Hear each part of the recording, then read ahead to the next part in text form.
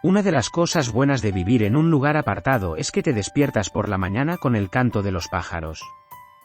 Con eso estaba siempre muy contento Camilo. Nuestro protagonista se levantaba de la cama una media hora después de amanecer y casi siempre le alegraban el día los trinos de los pajarillos. Pero últimamente, desde hace unos 3 días, se despertaba con un extraño ruido y por describir el sonido que escuchaba era una especie de terrer. Camilo el primer día no le dio importancia, pero el segundo se extrañó y el tercero salió de su cama y abrió la ventana, pero no vio nada.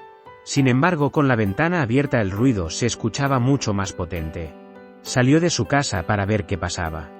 Al abrir la puerta que daba directamente a la calle, el ruido, de repente cesó. Miró por los alrededores para ver si veía alguna furgoneta de algún servicio técnico o similar, pues le parecía que el sonido podría estar producido por algún potente taladro. No había nada, así que volvió a su casa sin saber de dónde procedía el estrépito que le despertaba. Al día siguiente y a la misma hora, le despertó el mismo ruido. De nuevo volvió a salir de su casa y de nuevo no vio ni oyó absolutamente nada. Así estuvo 4 días más, hasta que pensó que lo que fuese llegaba después de amanecer y se iba pronto. Así que ideó una manera de sorprender al causante o causantes del misterioso bullicio. Puso el despertador a las 6 de la mañana y se despertó de noche. Se vistió deprisa y salió a la calle, nada. Puso su coche en la puerta de su casa y se metió dentro con las ventanillas entreabiertas, así cuando se produjera el ruido lo oiría e intentaría saber de dónde venía. Estuvo dando cabezadas muerto de frío hasta el amanecer y cuando se había dormido escuchó el misterioso ruido. De repente se despertó sobresaltado, primero porque ahora el ruido tenía mucho más volumen que dentro de su casa y luego, como ya he dicho, porque se había quedado dormido. Sin bajar del coche y sacando ligeramente su cabeza por la ventanilla, trató de establecer de dónde provenía el ruido. Sonaba al lado de la puerta de su vivienda y por encima de la farola que había instalado allí el ayuntamiento. No divisaba nada. Bajó del coche y comenzó a mirar. Además de la farola había un poste de la luz y un árbol cuya copa sobresalía de la casa del vecino. Se había hecho el silencio de nuevo. Siguió observando y de repente otra vez. ¿Pero qué era esto? ¿Dónde se ocultaba el misterio? Volvió a mirar y requete mirar, pero seguía sin encontrar nada. Llegó a pensar que la farola podría tener algún contacto eléctrico que estaba fallando, no sabía. Cargado de paciencia se apoyó en la pared de enfrente de su casa y siguió observando muy callado y sin moverse.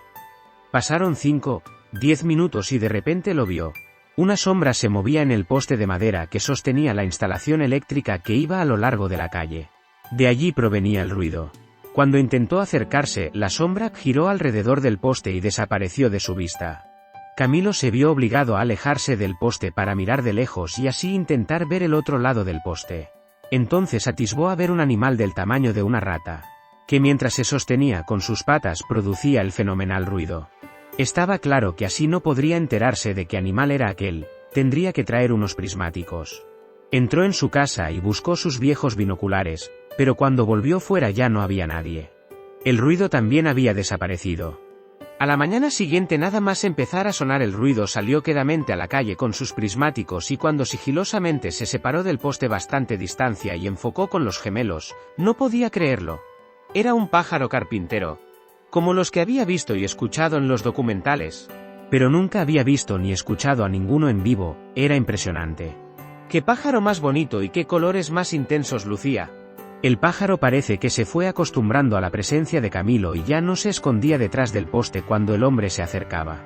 Entonces Camilo pudo ver tranquilamente lo que el picapinos hacía, taladraba con su pico la madera requetepiqueando sobre ella, buscando insectos que finalmente sacaba de su escondrijo y seguidamente ingería.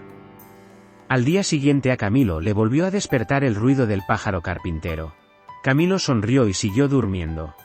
Era una suerte tener de vecino un pájaro así en su calle.